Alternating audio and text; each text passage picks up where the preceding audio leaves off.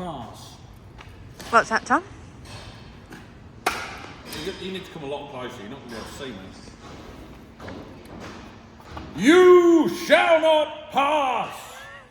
Thank you everybody for watching the Peugeot 107 video. It's done extremely well. Everyone seemed to enjoy it, so I thought we'll do a bit more of a serious video today.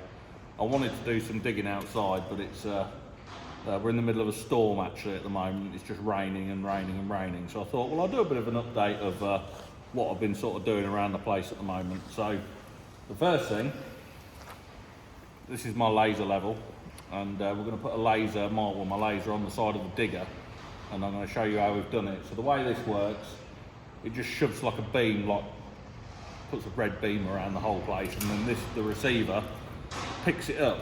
So in a minute this will start up when it leveled itself, because it's just got to level itself.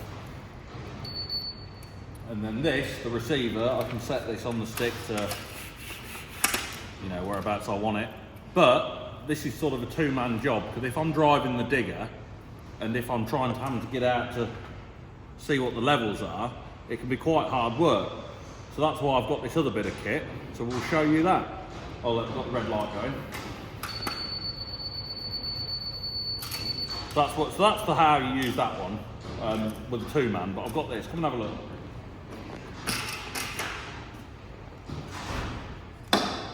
So I've just knocked this together, and this is just like a magnetic thing. I call it the thing. And it just sort of what? It sort of just goes there like that, or wherever you want to put it. You see, I can put it up there, and I don't have to put it on a digger. Oh, what's happened now? Oh, the magnet's come off. It is a prototype. Oh. I'll worry about this in a minute. There we go. I haven't put it together properly yet, as you can see. So this bit of kit that I've had for ages, this is a laser level that goes on the digger, and because it's really big, so that part we've just seen there, the receiver, it's just a bigger version of one of them. So it goes on there like that, and before we'll have a look at what it does first. So you can basically see it out the cab. So when I'm sat in the digger, so this is where it picks up the laser on these bits here like that, and then that will light up red if I need to go down. That one will light up red if I need to go up, and then if it's level, well, whichever level I set it to what I want, it will light up green. So then I don't have to get out the cab and do anything. So that should just go up there like that, tighten them up there like that, and there we go. And then it just magnetises to the digger boom. So you can put it on all sorts of bits really. Put it on another digger. So if you want to put it on another digger, you just get hold of it and pull it off and put it on another digger. I've seen people use them with like trenches and stuff, for digging trenches across fields, so things like that. But unfortunately, I've come to get this out the box, tried to turn it on, the battery's flat. So now I've got to try and charge it now. So I can't even show you it working. I can't even go outside anyway because it's raining like hell. So you can see, you can see this laser here at the moment. Look, you see that laser flashing across there, like that. It should pick the beam up, but I can't even turn it on. So anyway, I will say one thing about these. I used one of these in a house once when we were digging a floor out, and if you use one of these red beam lasers on the floor of a house, it can bounce off the windows. So if you're using it inside a house, use a green beam laser, because the green beam doesn't bounce off the windows and give you like a false reading. So then when you're digging it, we screeded this floor when we built my dad's house, and like there's a corner of the floor which is like that much higher, and we didn't know that until we tiled it. And I was like, how the hell has this happened? And it was because the beam of the laser was bouncing off the window and coming back and giving it a false reading. So there we go. So up on top of the mezzanine floor that we built last winter, I can't remember if it was this year or the year before, as you can see, it started to accumulate things and it started to get untidy already. So I'm going to end up chucking a load of stuff away that we don't need. But like these racking and that, start to put these in. Obviously, if you're a regular watcher of the channel, you'll remember we put these nuts and bolts stand in. They've been really good. Ran this way. I've just been and bought some more little, they're called limb bins, these are. And these have, when I bought a load of stuff from Cramp, also got a load of hydraulic fittings as well. So they're all full of hydraulic fittings, like mix and match bits and bobs. And then probably up here, I'll probably get myself one of those little hydraulic presses or something so we can make hydraulic hoses or whatever we want to do, but that's another job in the future. This is one of the fans that cools the grain. They're provided by a company called Martin Lishman. This one's quite old and the motor's actually packed up on it because it's, I don't know why it's seized up. I don't think you're supposed to pressure wash them, and I've pressure washed it and it's not done it a lot of good. So luckily they've got me a new fan, new motor coming that's on its way, which would be really handy. And what I've decided to do with this is under this mezzanine floor, I'm hopefully going to get a CNC plasma cutter, like a big table one, to go under here. That's why I put the light there. And I thought, well, we're going to need some sort of extraction unit. I thought, well, if we can use this old grain fan and put it up there in the roof or something, and then we'll run some like aluminium ducts to the outside of the building, so when we're using it, if it gets any fumes under here, we can just turn the fan on, and then we haven't got to buy an expensive fan. We can just use the old grain store fan to do it. As you can see, my dad's chucked some more bits down here. For this tractor here, the sprayer tractor, the radiator's got a big hole in it, so it's down over here, been taken out, and we're going to re-core the radiator on it at some point. Well, whenever we get time, because it's a list of jobs as long as my arm. One of the next jobs we're going to do in the next few weeks, or over Christmas, all the racking under here, it needs cleaning out, and nobody wants to do it. It's been like it for years and years. I mean, there's like 30 or 40 years of stuff under there, so I don't even know what's at the back there. So it's going to be like a bit of a treasure trove. We could find some really old parts and all sorts of bits, so it's going to be quite interesting. We'll have a quick look, see what we can see. This is actually an old World War II ammunition box, and we used to use it to keep all the welding rods in, all the arc welding rods, but we don't really use the arc welder anymore, so we won't get rid of the box. But I think all the welding rods have been in there that long now, they're probably about at it. All these old nuts and bolts, look. I mean, it's nice to have them, but realistically, are we ever going to use them? I don't know. All down here as well. We've got like old gears. You know, are we ever going to use that again? Do we need to keep it like this? Are we ever going to use that? Probably not. You know. There's a lot of mixed bolts. Oh yeah, look. No, Yeah. There's so much. I wrote these on here years ago. My granddad made me put these, Hilarious. and it's like, look, there's like literal like stuff in it that you're never ever going to use. So my granddad was just like, just put mixed bolts. Yeah, mixed bolts.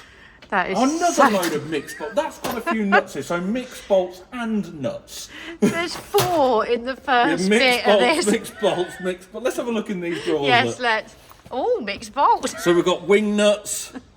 I mean, would you ever use that? I mean, it's nice to keep, isn't it? But realistically, it's just, yeah. I mean, they're good drawers. Yeah, very nice. Nuts. Let's have a look at the nuts. Ah, yes, a square nut. That's just what we need. I think we need to label that one mixed nuts. What are we in? Mixed nuts, yes. Well, we've got mixed bolts. What else have we got on there? Ah, roofing nails. Yes, they haven't been used in 40 years. This is hilarious. I know. What else we got? Is the- washers. If any of these drawers yes, half a washer, just what we needed for some packing. I'd love to know if any of these drawers actually had what it says. What about the rivets? Another World War II ammunition box down here. Nice. Pop rivets, wood screws. Ah, yes, some flathead wood screws. I mean, I haven't seen them in years, have we? Like this as well. Look, Yes, let's keep this cupboard because it's got a smash window. Yeah, so that's unfortunately going to have to come out. Yeah, it's such a mammoth job, isn't it? You look at it every year and be like, I'll go and do something else. All this rack in here that's full of chains, belts. I've no idea what's down the back there, but you know, at the back of all this racking, because like you sort of use the front and dump stuff on it, but you never go to the back, so there's stuff there from years ago. Come right in though, because people can't see. Like all this is completely full of hydraulic fittings. So, yes, what we're going to need this thing for? What even is that? You know, the whole lot is full of hydraulics. Oh yes, we'll keep this bent hydraulic ram in case we ever need it. What are you going to need that for? Go to the workshop and get that bent ram. That bent hydraulic ram, that's just what we need on this job. Yes, it's been in there 40 years, taking up all this room.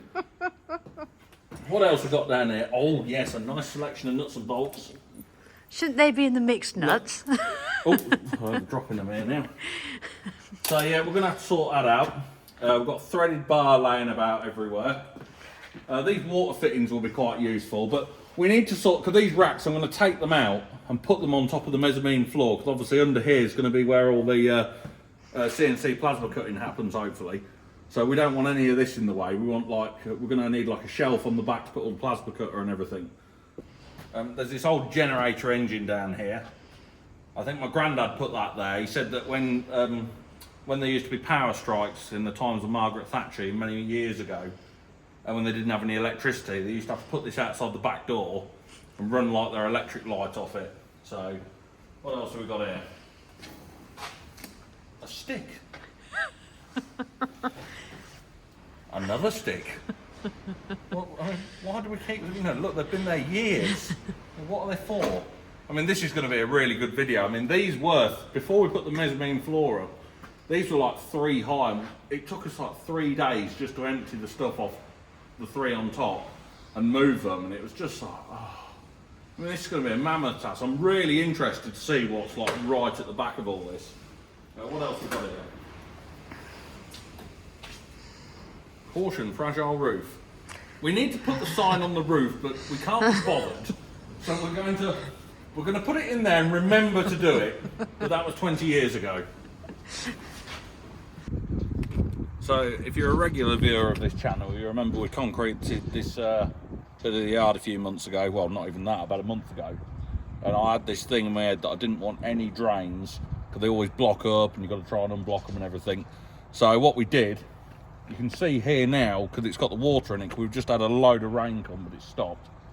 The water's in that dip, and what it's doing, all the water that runs off the yard, it then runs down to here like this, hits this dip, which you can see it's like a bit of a V channel that we've actually created out of concrete.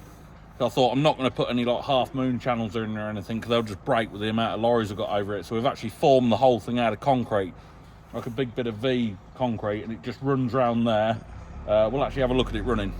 Down here, and we can actually see the flowing. So it shows you it is working. It's only a very shallow sort of bit because we didn't want it too deep, or else when you drive in it, it'd be like ba-boom. So you drive over it and you don't even know it's there. Flows around here, along here in this V bit where we've dipped all the concrete in like that. Flows along here, and then it goes down the side of the shed down there, and then out the back of the yard into the field. So that's working really well. So I'm pleased with that. There are a few little bits we've been doing today. We wanted to give people a bit of an update on what's been happening in the workshop. I've had a few people saying, oh, what's been happening, and just thought I'd show you. Not a lot really, because I'm busy doing other things. Thank you to Emily for doing the camera. Oh, that's all right. Emily's got a YouTube channel, Emily Lamb. She's gonna, well, you do a few videos, don't you? Yeah. I'm hoping that Emily's gonna do a little video on clearing all these racks out, because then I don't have to. I think now I have to, because you've said it on. Excellent, yes! I have a job. Start Monday. Yes, well, if you go onto my channel and like and subscribe, then you can see me doing all these things for Tom. Excellent. See you all soon. Goodbye. Bye.